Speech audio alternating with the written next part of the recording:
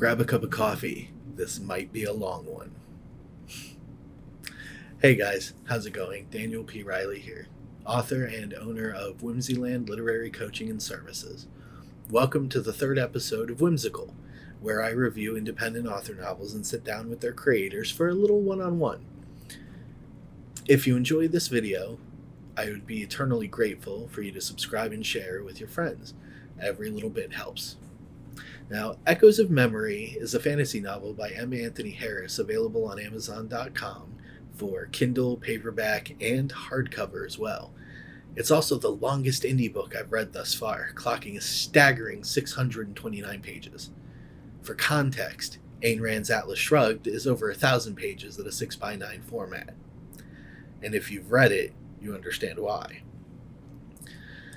Echoes of Memory isn't nearly that long, yet it's quite the hefty novel in comparison to the average 300-ish pages of modern paperbacks like Andy Weir's The Martian at 384. Now, Echoes of Memory takes place in the mythical Veland, and specifically the new capital city of Fiel, settled in the mountains after a calamitous ruin destroyed the last capital. The Emperor Evrain set up shop in the mountain town and soon grows it into a bustling, fledgling mecca through the government's mere presence. Anthony does a stellar job of painting the portrait of scenery in the first pages, giving a light history for background context and a detailed, immersive illustration of the city the story unfolds in. The cast of the story is dizzying, and I was honestly expecting an adventure more than a political drama, so I wasn't prepared for the extensive roster of characters to keep track of. From street rat Kestrel and his little friend Celia to Eris Ravenscroft, yes, that's his name, and his wife Corinne, his niece Saphira, Wallace the war veteran, and various named yet short-lived red shirts, that is, expendable side characters, as jokingly called by Star Trek nerds, it gets a bit overwhelming to follow. And that's just the protagonists. Beyond the main cast, there's a second roster of remembered characters, Eris' brother Van, and the leader of the rebel group Dren, among others that Anthony writes to describe the memory magic system that this book uses, while also acting as exponential background. I admit I got lost a couple times trying to sort out the flowchart. Now, the magic system itself is pretty straightforward. Mages can read memories, take them, even manipulate them, if they have the skill to. It's established very early in the story that the rebels believed the Emperor to be evil. This is juxtaposed by Eris Ravenscroft's fanatical love and respect for the God King of Veland, establishing Eris as a loyal military man with a decorated history, and a midlife full of experiences that were both joyous and horrid. He's highly skilled, thoughtful, wise, and well-respected, which is what makes reading Eris in the story so hard. He's entirely too frenetic in his head, and I started to dislike him in the first chapters, which is sad as he's one of the two mains. And this is where Echoes of Memory lost some of its luster for me. It became extremely repetitive. Anthony writes the story through perspective. Very little is narrated. It's highly focused on what each character experiences and describes. Unfortunately, this turns a single page worth of dialogue between two men into 10 to 12 pages of each man excessively thinking about the other one before even replying to one another. If you know anything about conversation, the first rule is always to pay more attention to the other person than to prepare what you're going to say next. Everyone in Echoes of Memory spends 4 pages sorting out the other's intentions, personal information, relation to that person, how they feel about that person, everything they know about that person, then how they should and shouldn't respond to that person. It's a bit maddening. I never thought so deeply about anyone in a single moment, not even my beloved daughter. Now, Kestrel, on the other hand, was a bit more relatable, yet only a bit. Some of his expressions and inner turmoils felt forced, rather than a natural extension of his personality, and the very quick design change in him that comes with the story was so fast that it took me a while to get used to the evolution. Even then, he too suffered the all-over-the-place mental narrative that Eris did. The other truly disheartening part of the style of writing is that if you read in short chunks like I do, You start to feel like the characters aren't just excessive overthinkers, but schizophrenic, or at the very least, disassociative.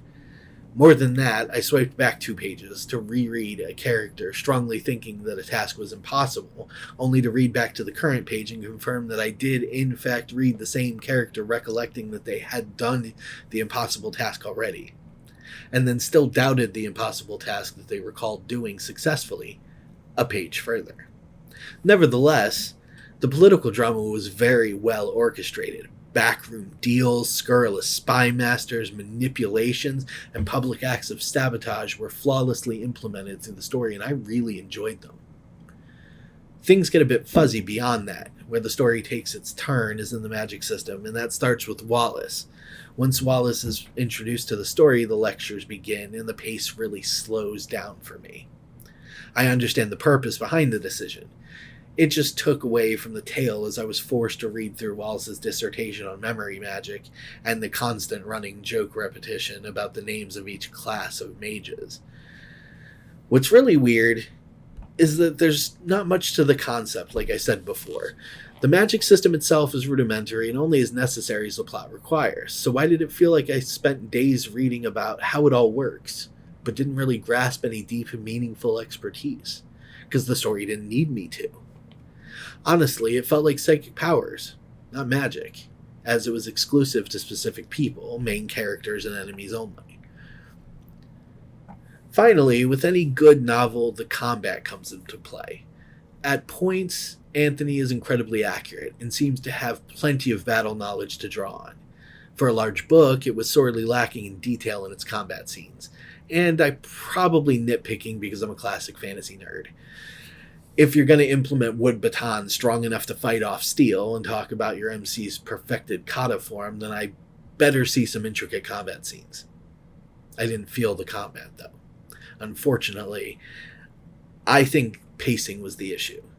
Large combat is hard for all of us out here in Authorland, and we all have our foibles when it comes to battle scenes. Anthony knows his stuff. His procedure was great. It just wasn't very fun. Every other attack scored, and he tries to create the sense of urgency that a life or death blade or stick fight should have. It just didn't grab me at all. I think the repetitive use of specific terms, score, dance, etc., broke the immersion and stole the fearfulness one should feel when the protags are in danger. That's a skill we authors strive for, and sometimes it's hard to perfect. Overall, I give Echoes of Memory 3 stars for the reasons listed above. However, I'm amending that rating to 4 stars, and you'll see why in the interview with Anthony shortly. Without context, the points I spoke of during this review stand. With context, I am impressed with what Anthony accomplished in this sprawling political fantasy. And now, enjoy the interview. All right, I want to welcome M. Anthony Harris to the show from China. It's early in the morning for him, late in the evening for me. Good morning. Good morning, or should I say good evening to you? I probably should, I guess. It's all good. I can never understand time zones. I'm always confused about it. So let's jump right into Echoes of Memory. And first, where can someone interested in reading it buy your books? This one you can get pretty much anywhere. You can get it on Amazon or Nook or Smashwords. So it's available on most all digital retailers. Awesome. And you can get the printed copy on Amazon and also through Books to Read, I think. I think that's the name of the site. Yeah, Books to Read. It's a good one. So there's a big book. It's a very big book. And there's a lot that goes into it. I think my review video itself is about 15, almost 20 minutes long at this point. So what made you want to write this particular novel? Well, I wanted to write a big fantasy book basically, and I didn't want to, like, I love fantasy. I grew up reading it, and you know, when I was a kid, oh, there's I said I'd turn off the sound, but Happens all the time. yeah, About it. yeah. When I was a kid, yeah, Lord of the Rings was my favorite book and was my favorite book series, I should say. And I just finished Wheel of Time, so I love the long fantasy story. But I was also thinking there's like not really many just good fantasy standalone books where it's just one story and that's it. And I kind of wanted to make just a big fantasy standalone. And yeah, to have a good standalone for like an epic fantasy, it kind of has to be a big book, I feel like. So that's kind of how it happened. It's a very good point.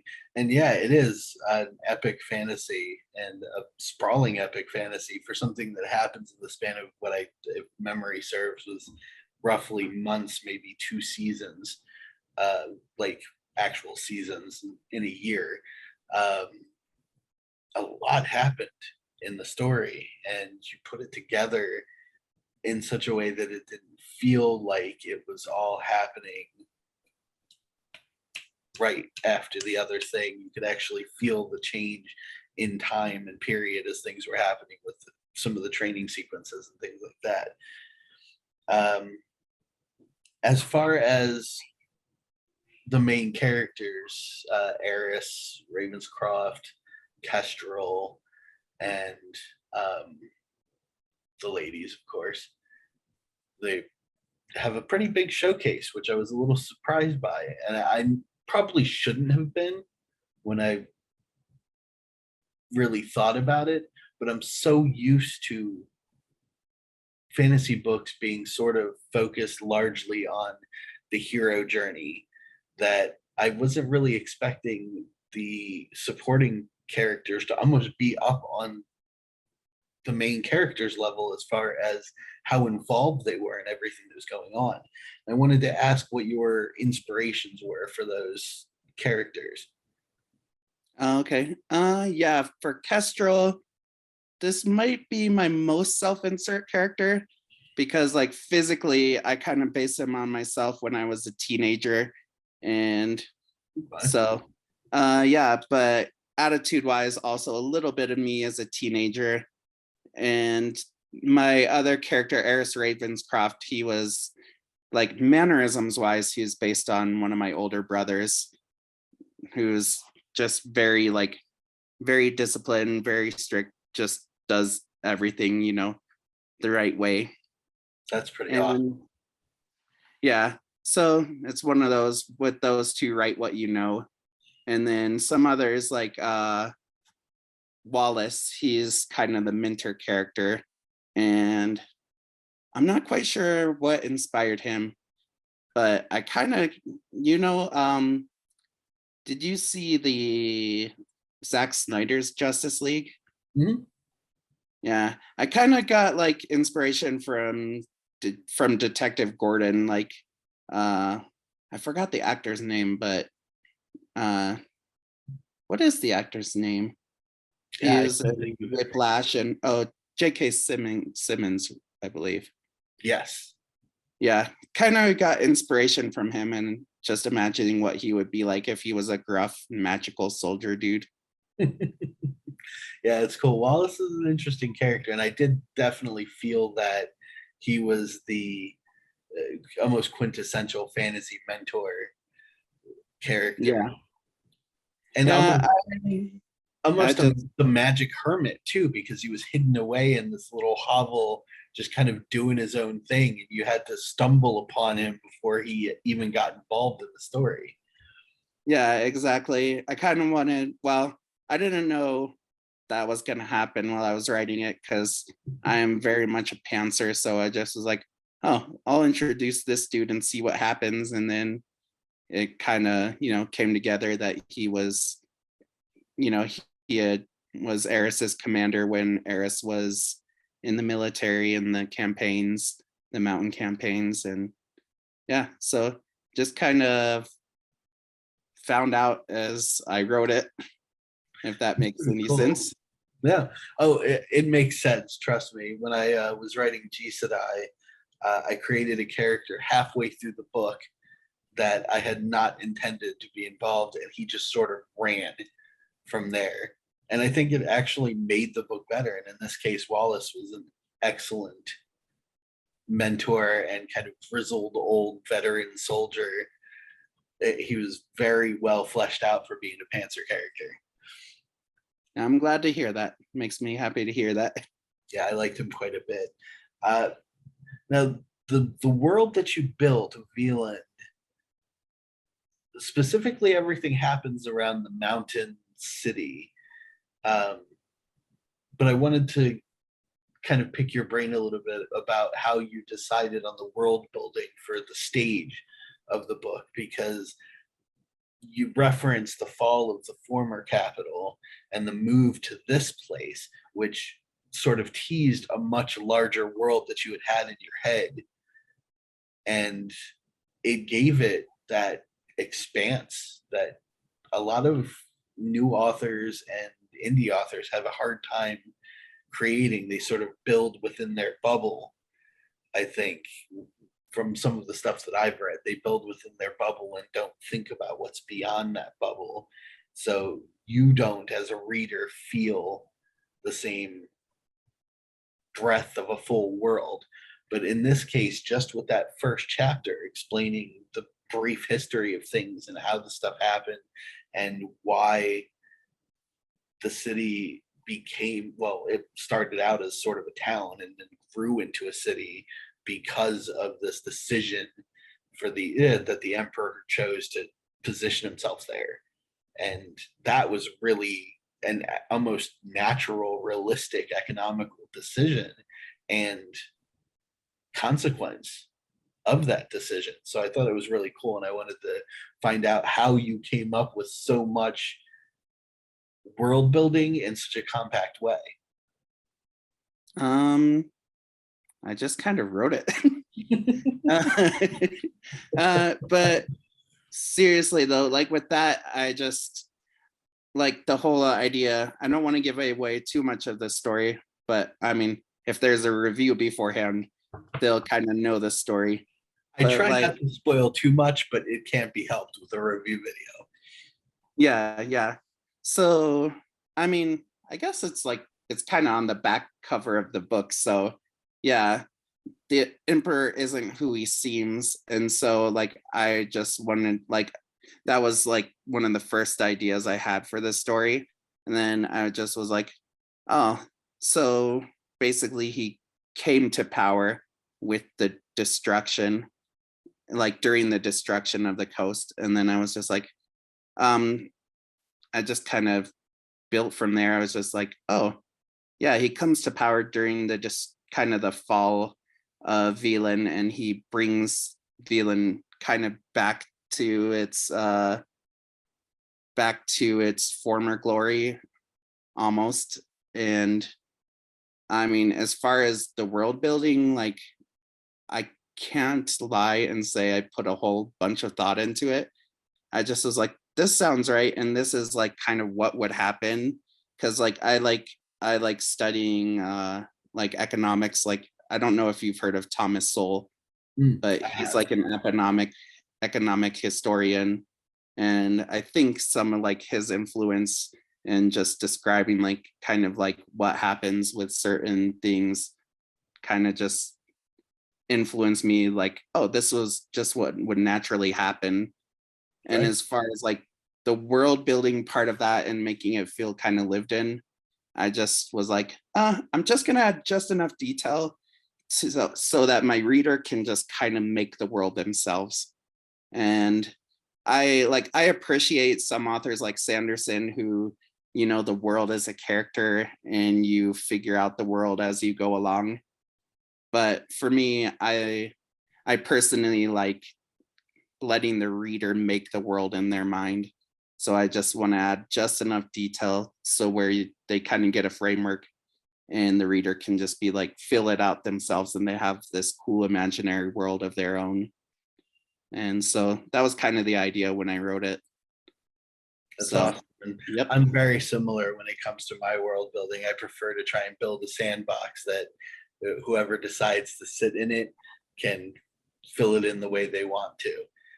And I fell head into the world build that you did. I was picturing the river side and sort of trying to map out this. How long did it take to get from the fallen land up into these mountains, and how long were these characters, was Eris overseeing the growth of this sudden expansive cityscape that came from something that was originally, I believe you said it was more like an outpost than anything else. Yeah, it was kind of like a mountain, like almost like a military outpost, and then the fall of the coast happened, and then Emperor Evrain just led the mass migration there. Yeah. So it gave me the opportunity to sort of formulate as much as I could and fill in the spaces myself, which I thought was so interesting. And I really enjoyed that as far as your world build was concerned. With all of that and how long the book itself is, how long did it take you to write this? A long time. Eons and eons. Yeah, basically. This was actually the second book I started. Like, I started a book before I came to China, and because I had an idea for a comic in my mind, and like I can draw and paint pretty decently, but I don't have the patience to make a comic. And even though like my art's not is actually pretty good, I just don't have the skill to match the graphic novel I wanted to make. So I was like, I'll just write it as a novel. And then I started that first novel, and then when I was writing that, the seed for Echoes of Memory popped into my mind, and then I was like, oh, this would make a good story. And then I started that and got about 10, 15 chapters in. And then I kind of had like 4 or 5 more book ideas that were more urgent in my mind. And so I wrote those. Been there, and then done that. I'm not going to abandon this story though. And then so I came back to it and finished the first draft, and then wrote another 1 or 2 stories in between the first draft, and then going back to do second and third draft. So I mean, if I had just written it straight, it would have taken maybe about 2 years, but because I think I wrote like 4 or 5 other first drafts in between. So it ended up being about not 9 years, probably about 7 years, I believe. Wow. So just because I think I wrote 5 or 6 other books in between and published 2. Well, you got plenty more to publish, huh? Yep. So I have a good backlog of stuff that I'm hoping to start publishing soon. Nice. Yeah, I'm still in the linear phase myself. I can't put a project down and go do something else. It like messes up my head, and then I start to mess up the details. So I just write linear. I write one, I finish it, I start doing the back end work, and I start writing another one. Yeah. For me, like I write linear, but sometimes I'll just have like a story idea that's just like, it's like, you have to write this one. And so as I'm writing, I start with, depending on the story, the prologue or chapter 1, and I just write from there till I finish. I don't like write scenes because my brain just doesn't work that way. But yeah, I'm definitely a linear writer like you, but sometimes I have a story idea that's just more pressing and my brain won't let me let go of it. I've had that happen a couple of times. I have a document that is just pages and pages and pages of random short free writing synopsis of different story ideas and detail ideas so that I don't forget them while I'm writing something else. Because you're right. Sometimes something will just jump into your head. Like I'll listen to a specific song and a scene will just appear and then it won't go away for the entire day. It just plays over and over and over again in the back of my head, like write me, write me, write me. So yeah, I get it. It's one of those weird things about being an author, I guess. Yeah, totally. On that subject, what is your favorite part of the writing process? Oh, I gotta get in there for the budding authors out there that might watch the show. probably my favorite part is finishing the story. Getting to write the end. Yeah, exactly. I mean, I don't have like a most favorite like part, but just when it all comes together and you're just like, finally, and then you write the end and you just see like all the work you've put into it, like, and it's all finished. And then, another part is like actually publishing it, because you're like, now I've shared my work with the world and they can read my story. So, but as far as like the writing part of it, yeah, I mean, to me, like, I think I became like one of my main reasons for becoming a writer is I have like 5 other siblings. So, and I would tell bedtime stories to like my other siblings like, almost every night for at least a decade. So I think really cool. just like telling stories, where terrorists took over the school that our house was by and we had to fight them, and, things like that, all sorts of adventure stories, we're stranded in the jungle and have to fight off crazy beasts. So just kind of growing up from that storytelling perspective and just having like a linear storytelling mind.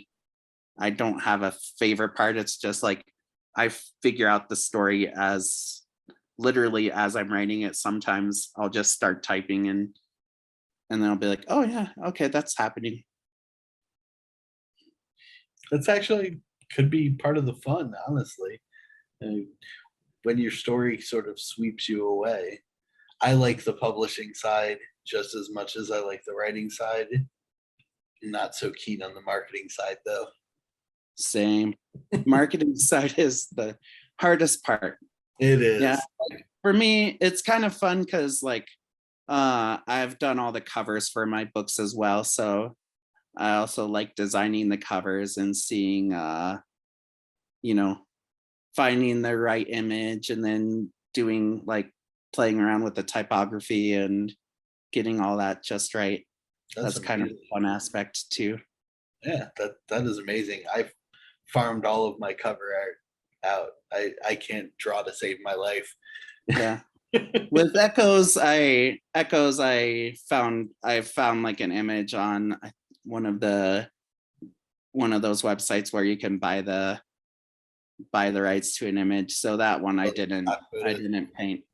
But like all the other stuff, like the actual cover, besides the illustration, I did all the work for that myself. So nice. It was pretty fun, going in and doing the lettering and like, oh, this amount of glow on the lettering and whatnot. That's pretty cool. Yeah.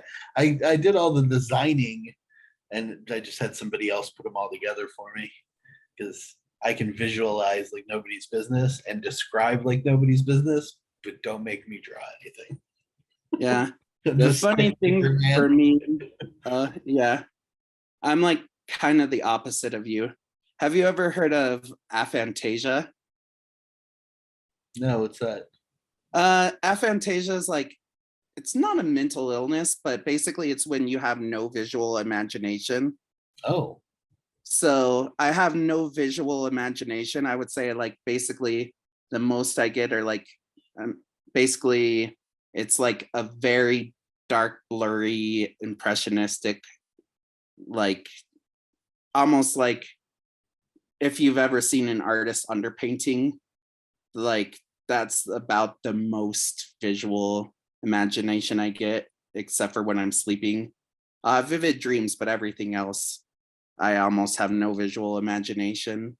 wow. So, and also like, I also have no inner monologue, which is another thing that most people find kind of crazy. Yeah, that is interesting. So for me, like, I'll just like, that's kind of like another reason why I just find out things that are happening as I'm writing this story, because it's not up here. It's all subconscious. That's pretty neat. It's very interesting when you think about it, because being a fantasy, a fiction author of any kind, it, without being able to mentally visualize, it's pretty astounding. It, I guess so. it Yeah, really praise is. me more. Just kidding. I'm serious. It's pretty astounding. I get so caught up in my head. I have these vivid visual things where even my daughter's like, "You okay, Dad?" Because I'll just stare into space because I'm no longer looking. I'm watching something like a movie in my brain. So it's weird for me to try and consider how I would write fiction without being able to do that. And Yeah. I'm impressed. For me, I don't know. It's just like, it's like, for me, when I read a story and stuff, it's almost like I'm downloading it into my mind.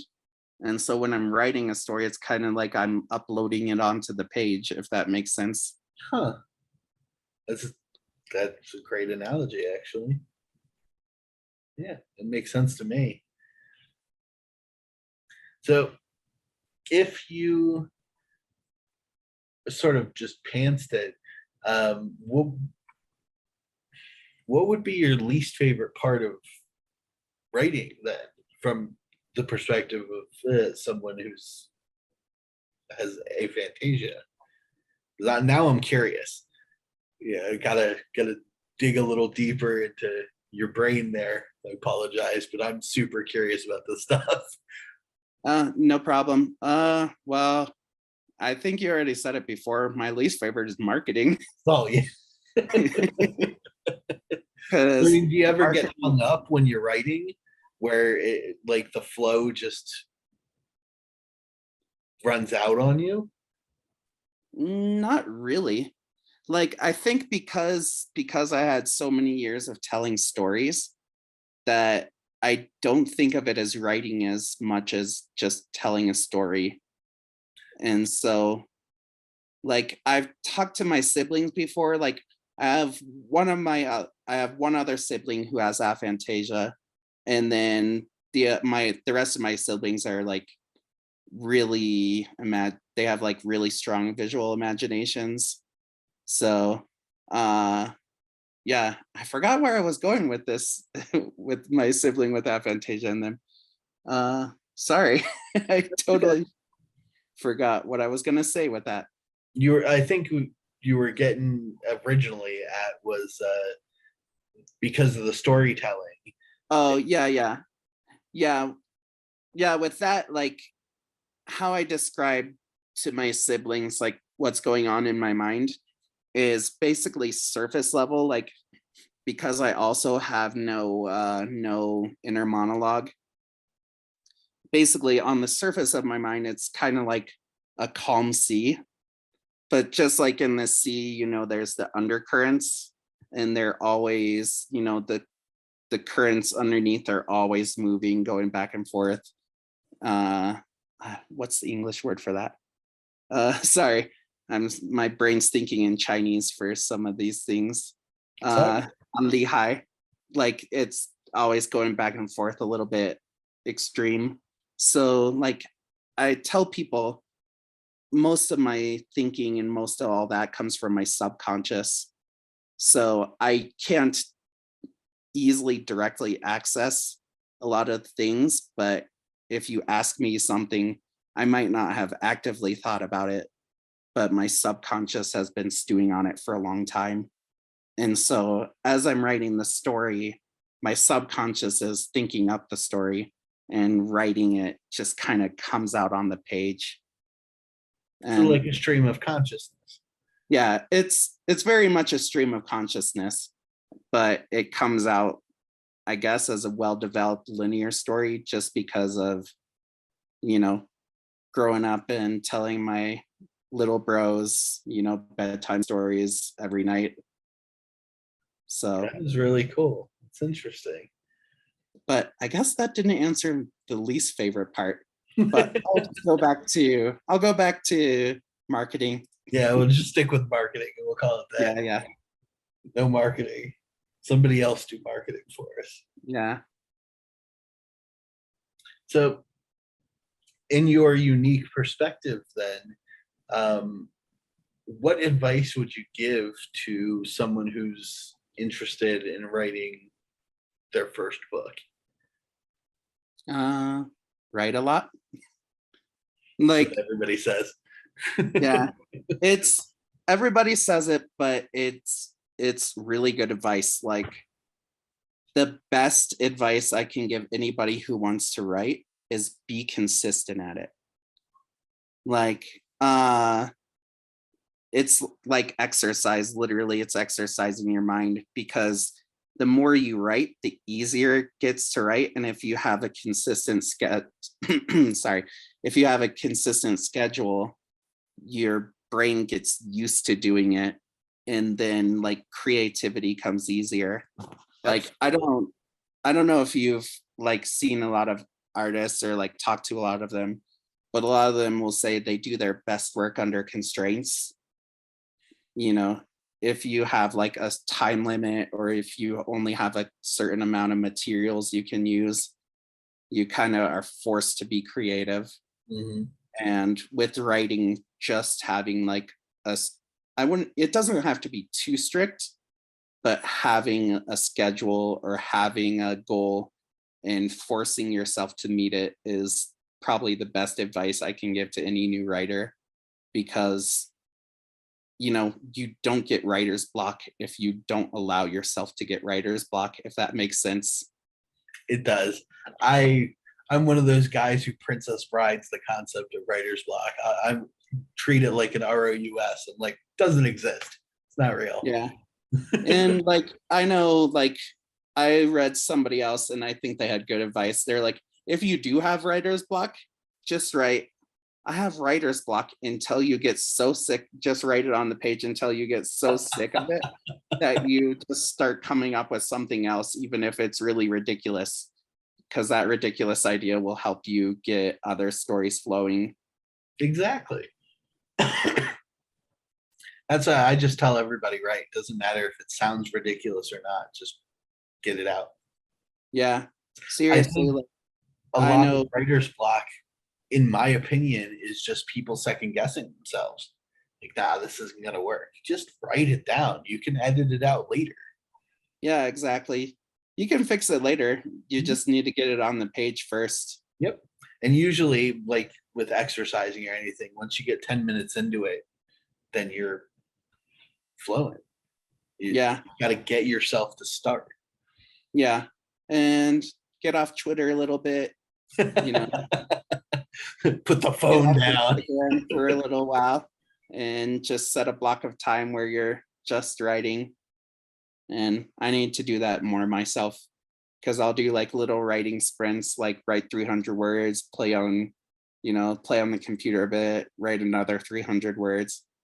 But, some of my better writing sessions are where I'm just like, okay, I'm not going to stop till I hit 500 words. Then I'll take a little break and then, like that.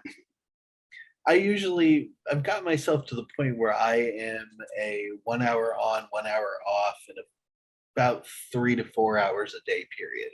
So I'll write for an hour and then I just sort of sit back and daydream, listen to music, whatever, go for a walk or something, and then I sit back down, I'll write for another hour. So technically I'm only writing for 3 and just goofing off for an hour in between, roughly. Nice. So, but Yeah.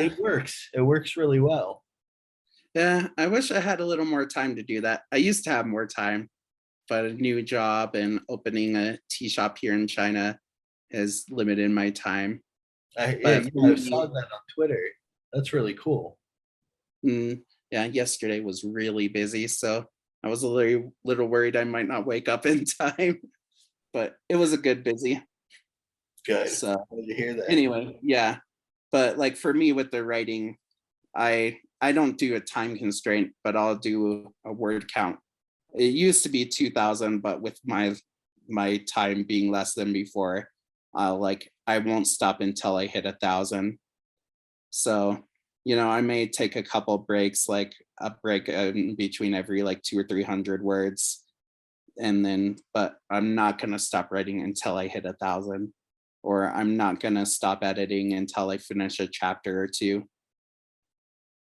Yeah, sounds about right.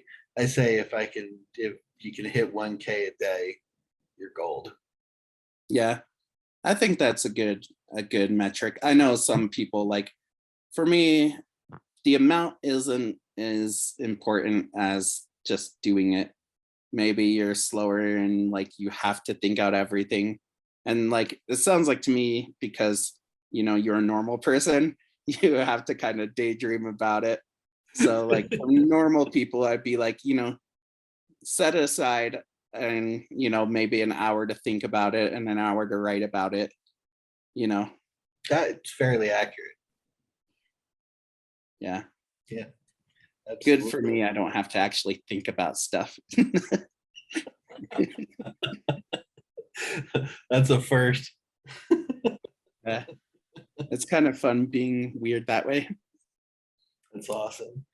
So I guess being sort of a odd question to ask at this point, then, given what we've already talked about, but I'll ask it anyways because I ask everybody. If you could go back in time before you started actually writing and publishing and give yourself any advice that you think would give you a leg up that you didn't know back then, what would it be? Um, I think for me is just not be afraid to do everything myself. Hmm. Like you were speaking a little bit ago, you were saying, you think a lot of writing block is just second guessing yourself. And I've never really had that with the actual writing process, but with the publishing process, I've had that a lot. And then with Echoes of Memory was just me saying, I'm gonna do everything myself. And you know, fears be damned. I'm just gonna do it. It's awesome. And that is a really good point. A lot of people I've spoken to, on and off the show, actually, they all say that the publishing part, getting the book done, is sort of an adventure in and of itself.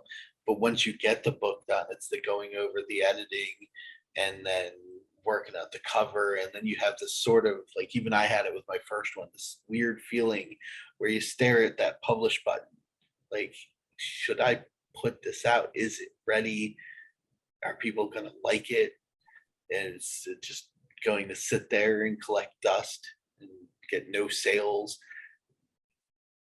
Maybe I should wait. Maybe I should do something more. Maybe I should change this. Maybe I should change that. And I think you have to be a little gung ho about it. Yeah, exactly. That's probably what I would tell myself. Because for me, like I kind of bought into the idea of, get a professional editor, get this, get that. And, for my first two books, I still indie published them. Uh they're two novellas that in a series I'm doing, kind of spy thriller series. Cool. And I self-published, but I had professional editors go over them and they're good. But like when I just took the extra time with Echoes of Memory and I did 99% of the editing myself, And then my mom helped me a little bit because she's actually really good at that. So she like she bought a copy of my book, and then she was like, oh yeah, here's some things. And then, I delisted my book and fixed all those problems. And now I think it's pretty good. That's one thing that I don't think anybody realizes. I think a lot of people, when they first start out, think that once you publish, it's over and you can't take it back. And Mm, I think that scares them because they're like, well, what if I feel like I screwed up? Then it's out there. So I just won't publish it until I'm absolutely certain it's right. Most new, young, and independent authors don't realize that you can just pull the book off and put a new manuscript up. It's yeah, okay. yeah, exactly. Yeah, that was, I mean, even after my first book, I didn't realize that for years. And I would just like, I would tell people, and I would like tell myself and other people, just do it, Mhm. especially for indie authors. I mean, I respect traditional authors, and my sister is actually writing a memoir because she has a pretty intense story.